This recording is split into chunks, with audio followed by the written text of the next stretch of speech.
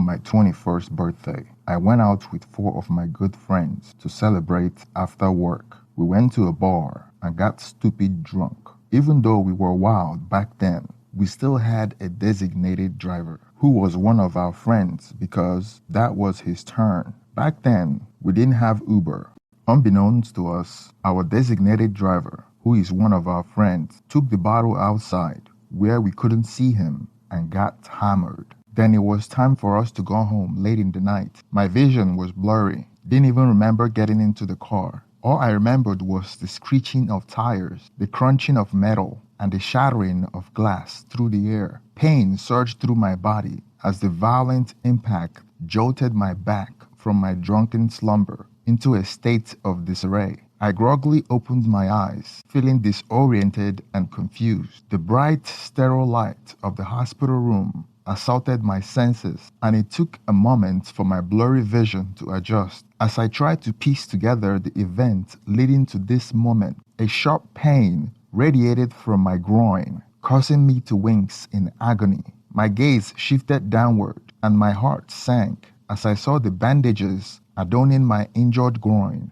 broken ribs, and right hand. The pain intensified with each passing second, making me acutely aware of the severity of my injury. A wave of nausea washed over me as I considered the consequences of my actions. The doctor entered the room, his face a mix of concern and professional detachment. He told me that all my friends, except for one, have passed. The one that was still alive is on life support. He said that I would fully recover. However, the trauma I have suffered may have caused severe damage to the testicular tissue, leading to a condition known as cicatrix or non-obstructive azoospermia. He said it might impact or disrupt the delicate process of spermatogenesis, hindering the production of sperm. As I lay in the hospital bed, the weight of survival guilt settled heavily upon me. How had I been spared? Why my friends perish? It felt like a cruel twist of fate, an undeserved reprieve that left me haunted by their absence. Each face flashed before my eyes, forever etched into my memory. Their laughter, their dreams, and their potential snuffed out in an instant. The loss was immeasurable, and the grief engulfed me like a suffocating blanket. I mourned the untimely death of my friends, grappling with the injustice of their lives cut short. Surviving felt like a double-edged sword,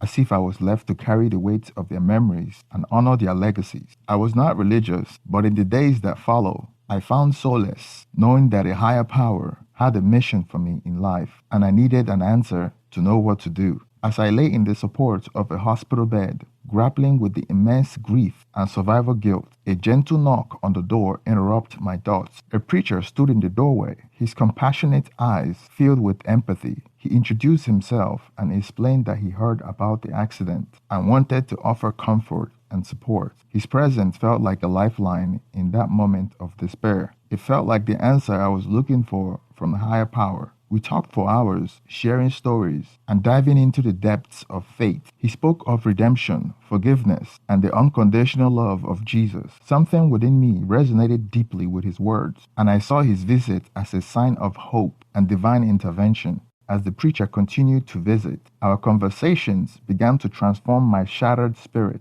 I began to see the possibility of finding solace and purpose through faith. The teachings of Christ offer me a path of healing and redemption. I started to understand that even in the face of tragedy, there could be a greater plan at work. Motivated by this newfound faith, I made the life-altering decision to repent and give my life to Christ. I sought forgiveness for my past actions and resolved to live in life guided by love, compassion, and service to others. The weight of guilt gradually lifted, replaced by a sense of peace and purpose. In the years that followed, my commitment to my faith deepened. I enrolled in Bible school, immersing myself in the teachings and principles of Christianity. The journey was transformative as I studied the scriptures, learned from my wise theologians, and honed my skills as a spiritual leader. Upon completing my studies, I embraced my calling and became a pastor. I felt a profound sense of fulfillment and joy as I stood before congregations, delivering sermons and sharing the transformative power of faith. Guided by my own experience of pain and loss, I sought to offer solace and support to those who were navigating their own trials and tribulations. As years passed in my role as a pastor, I encountered a remarkable woman who would forever change my life. She was a beautiful and charismatic individual with a magnetic presence that drew people towards her.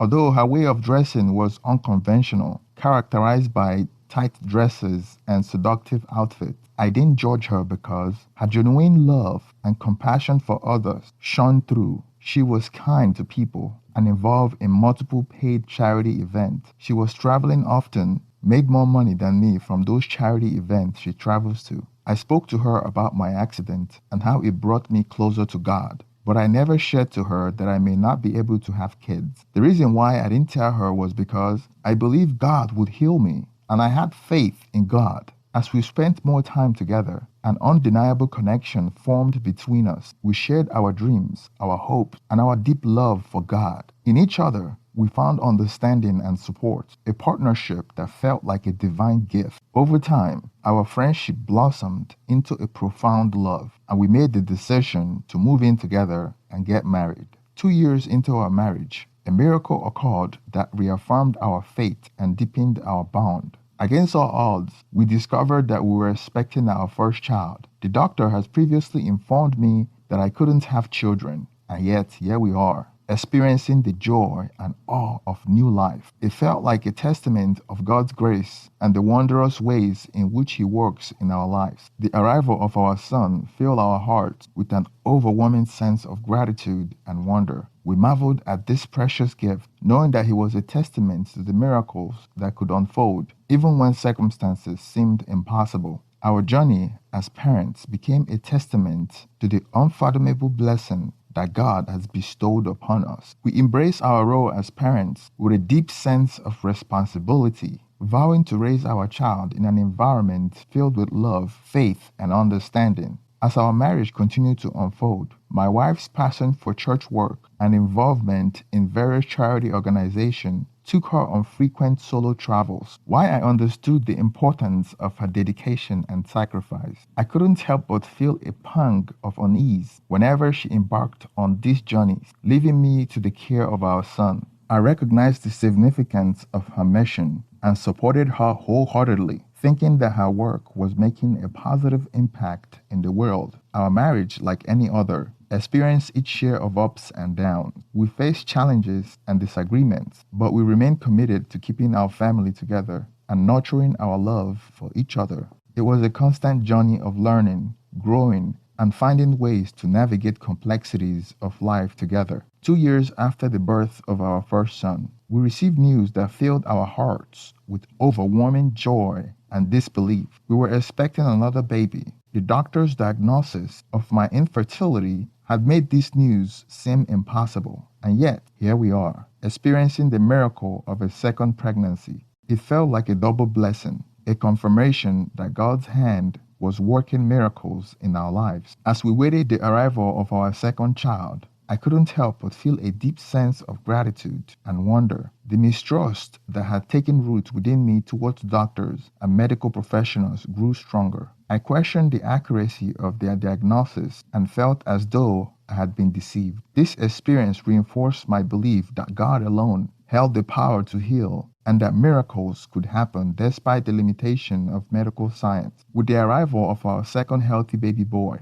my faith in God's divine intervention was further solidified. The joy and the awe that accompanied his birth were indescribable. It felt as though God has bestowed upon us an abundance of blessing, shattering the doubts and fears that had lingered within me. From that point forward, my faith became intertwined with the miracles I had witnessed. I sought solace and guidance in my relationship with God, knowing that He had orchestrated the seemingly impossible. I recognized that while medical professionals may play a vital role in healthcare, there were mysteries beyond their comprehension that only the divine could unlock. As I held my 2 healthy sons in my arm, My heart overflowed with gratitude and a renewed sense of purpose. I was determined to raise them in a deep understanding of faith and the belief in the extraordinary power of God's love. They were living proof that miracles could happen, and I wanted them to grow up knowing that God's healing touch transcends the limitation of human knowledge. Then one day, a persistent pain in my abdomen and groin started, but I ignored it, thinking that it would go away. After days, it became so intense and I couldn't ignore it any longer. Reluctantly, I decided to seek medical help, despite my initial belief that God would heal me, choosing a different doctor from the one who had treated me after the accident. I hoped for a fresh perspective. During the examination, the doctor discovered that the injury from the accident had flared up, requiring additional surgery. It was a blow to my faith, but I understood that sometime medical intervention was necessary for healing. The doctor's words weighed heavily on me, and as he explained the severity of the situation and the need for immediate action. Additionally, to further understand the extent of the damage, the doctor recommended a testicular biopsy. The results revealed a devastating truth. There were no viable spermatozoa found. I was stunned by this revelation, especially considering I had confidently shared with the doctor that I had 2 children. He expressed disbelief, unable to reconcile the test results with my claim. Driven by my unwavering faith, I fervently preached to the doctor about the power of healing through God. I tried to explain that miracles and divine intervention can surpass medical explanation. However, the doctor remained skeptical, urging me to provide evidence that would substantiate my claim. He proposed a DNA test for my 2 sons, an opportunity to prove that they were indeed my biological children. I agreed, driven by a mix of curiosity and a desire to reaffirm my faith. I chose not to inform my wife about the DNA test as she was away on her travels at the time. With my 2 sons by my side, we visited the doctor's office to undergo the testing. Days passed with an air of suspense lingering in my heart. When the results finally arrived, I was taken aback by the shocking truth that revealed. The DNA test showed that my sons were not biologically related to me. Moreover, the results indicate that they share the same father, but it wasn't me. Confusion, disbelief, and headache consumed my thoughts. It was an earth-shattering revelation that shattered the foundation of my belief. I couldn't fathom how this could be possible, but the scientific evidence before me left no room for doubt. The test result demanded that I confront a painful reality. In an attempt to find clarity and validation, I sought a second opinion to confirm the DNA result. However, the outcome remained consistent, further cementing the truth that I was not the biological father of my 2 sons. It was a profound betrayal of the trust and love I had invested in my family. Overwhelmed with emotions, I grappled with the weight of this revelation. Questions raced through my mind, questioning the nature of the bonds I have formed and the future of my family. The pain of the situation was indescribable, and I knew that moving forward would require immense strength and resilience. I wanted to confront my wife with this extraordinary proof of her infidelity, but something within me wanted to find out who she had been cheating on me with. I had my suspicion of who it was, but I wasn't even close. I felt a growing sense of unease with suspicion as my wife's travel became more frequent. Deep down, I knew something was amiss, but I needed concrete proof before confronting her. With a heavy heart, I made the difficult decision to hire a private investigator, understanding that the truth, whatever it may be, need to come to light. The cost of the private investigator was significant, but I believe it was worth it in order to uncover the truth. Days turned into weeks as I anxiously awaited the results of his investigation. During those weeks, I had to act like business as usual around my wife, as not to compromise the investigation. When the day finally came, the investigator presented me with a series of photographs, undeniable evidence of my wife's double life. Each picture felt like a blow in my heart. There she was, preaching against infidelity in church, while behind my back, she spent most of the time with her ex-boyfriend during her travels. The weight of her betrayal was crushing, and I struggled to comprehend how someone I loved and trusted could engage in such deceitful behavior. Armed with irrefutable proof, I confronted my wife, my voice trembling with a mixture of anger, sadness, and disbelief. She couldn't deny it, her guilt written all over her face. She pleaded for forgiveness, promising that it was a mistake, that she still loved me and our children. But the depth of her betrayal had shattered the foundation of trust we once had, and forgiveness seemed impossible in that moment. The anger and pain welled up inside me, overpowering any remnant of love that remained. The decision to file for a divorce became clear, a necessary step to protect myself and our children from further hurt and deception. It was a painful choice, but I couldn't continue living a lie, pretending that everything was okay. The day that followed were a blur of paperwork, lawyers, and emotional turmoil. The path toward divorce was challenging and emotionally draining, but I knew it was the right choice for our future well-being. I gathered the church elders and fellow pastors to tell them what my wife did. Out of shame, she basically stopped going to church and was later excommunicated. Most people couldn't believe what she did, but it later made sense to them because of her mannerism, her seductiveness, and constant need for attention, which everyone, including me, saw but chose to ignore till now. As much as I loved my children, I still felt like they had a biological father, and at their age, they wouldn't remember me if I was gone from their life. My soon-to-be ex-wife tried to convince me to stay, saying that I was the only father they knew. I responded that I was only the babysitter, the provider, the placeholder. The real father was in the private investigator's pictures. How could I be taking care of our baby while she's out there screwing another man? Then on Sundays, she would preach to others about purity and integrity, and she had none of those. Thank you for staying to the end of this video. Please share your opinion on the comment section. Please continue to support this channel by thumbsing up and subscribing if you haven't already. Thank you and have